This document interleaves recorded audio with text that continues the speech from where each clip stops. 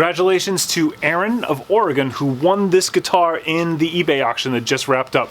The final sale price was $430, plus shipping, of course, and then I will need to pay an eBay fee, so I'll end up, taking in probably a little bit less than $400, which means that I almost doubled my money on this guitar. I'm pleased with the price that it sold for because I don't think the guitar is ever going to be worth all that much more than what it went for. You always have to keep in mind the concept of diminishing returns when doing this kind of work. Now, I could have completely dismantled and stripped this guitar and refinished it to make it like a brand new guitar and brought it to some higher level with some higher quality, parts and whatnot, but I don't think even at that point it would be worth much more than what it just went for right now. I think that you would end up, all the money that you would get invested into it would just not have the return. So instead, let's make a fun little guitar that looks cool, that we can play, that we can sell for a reasonable price and make people happy. That's sort of the idea. The motivation is to do something fun and creative and artistic and, and save some things from the garbage, all of that type of stuff. You know what I'm into. So the other thing for me personally to keep in mind is the amount of time I have invested into this. A lot of that time is the time that filming these videos takes. I could have done this rehab in much less time if I wasn't filming it, and then that would turn the profit margin to hours into, definitely a base hit, maybe even a double. Still not a home run. But for me personally, just the sheer joy I got out of this project and the conversations that I had in the comment section alone totally outweighs any of the financial losses or gains for this project. But then I also, on the financial end of it, since we are talking about the business side here, I did okay because I do get a little bit of ad revenue from the videos here, and then I also have my Patreon supporters that help make these videos possible. So a lot of the time that was invested into making the videos was paid for that way, and then the time I have invested into actually working on the guitar was covered via the auction. Let me show you some of the stuff that's coming up soon. I'm not making videos for everything I do here, I can't do that, but I have 3 guitars that I'm making right now. I had started these necks actually months ago. I made these necks and I just never got a chance to go in and make the guitars for them, just to create inventory for my online store as well as my guitar truck. Still hoping, knock on wood, that I'll be able to use the guitar truck this spring and see people. So then I have some client builds going on too. This is, I make these short scale bases that are 23.5 inches, and this one is about 28.5 inches long. This is just a rough cut.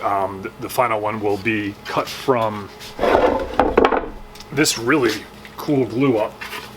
That one I'm not going to film. I'm also making another Bass 6 almost identical to the one that I brought to my buddy's Alt-Tape studio and recorded that little song on. You can go check out that video if you're interested in that. And then I am making another electric pipa. This one is very different than the last one that I made, and we've been talking about it for months. The first one, she wanted to be more guitar, less pipa. This time, we're going the way I wanted to go, which is more pipa, less guitar. The reason I wanted to go that way is because I never made a pipa, So it's really exciting. It's gonna have more like the pipa fingerboard, the extended thing, scalloped. It's gonna be wicked cool. And then the fourth one I'm building is I'm gonna make a really cool semi-hollow, like an ES 335 type bass for a client who we have a theme going on with it, and I'm going to film that one as well as the pipa because I think they're worth filming.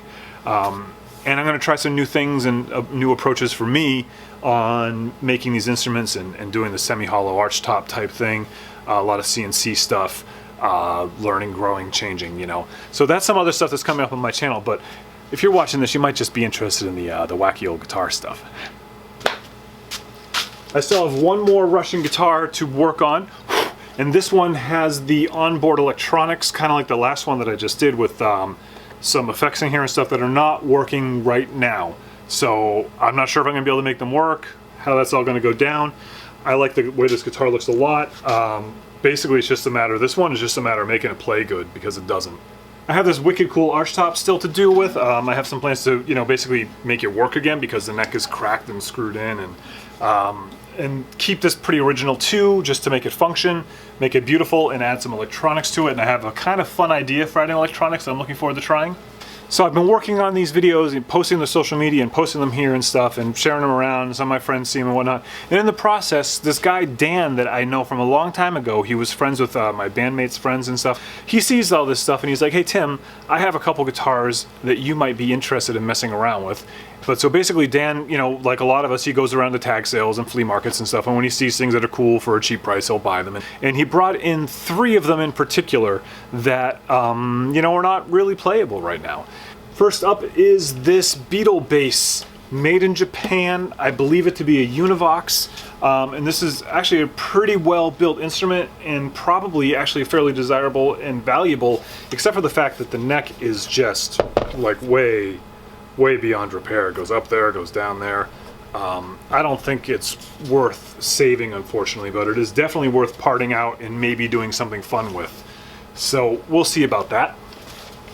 The second one to discuss is this late 1950s, early 1960s Kp4 Arch top. That is what I believe it to be based on the little bit of legible stuff that's still on there.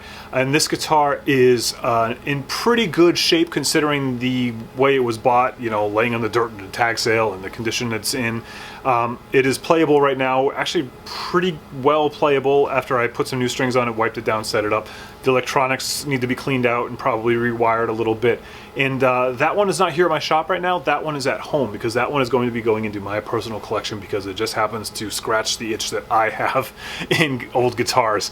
I will, however, have a video up on my Patreon page about that guitar where I'm going to play it a little bit and talk about it. So Patreon supporters will get to learn more about that. But now this is the important one. This is the classic made in Japan, like arch top, ES clone, probably a Taisco Del Rey. Again, the badging is all missing. The finish on it is in pretty good shape. The electronics are mostly working. They probably just need a good cleaning. The finish is good. The neck is, you know, beautiful Marenti mahogany and in really good condition. But it has the classic problem of these neck joints. I don't know how they could make a guitar so pretty back then, but not figure out how to bolt the neck to it.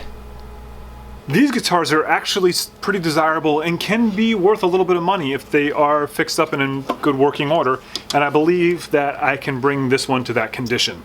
Besides the classic neck joint problems, it also has the classic hack job problems of people trying to fix them in the past with chisels. It's all uneven, it's chipped.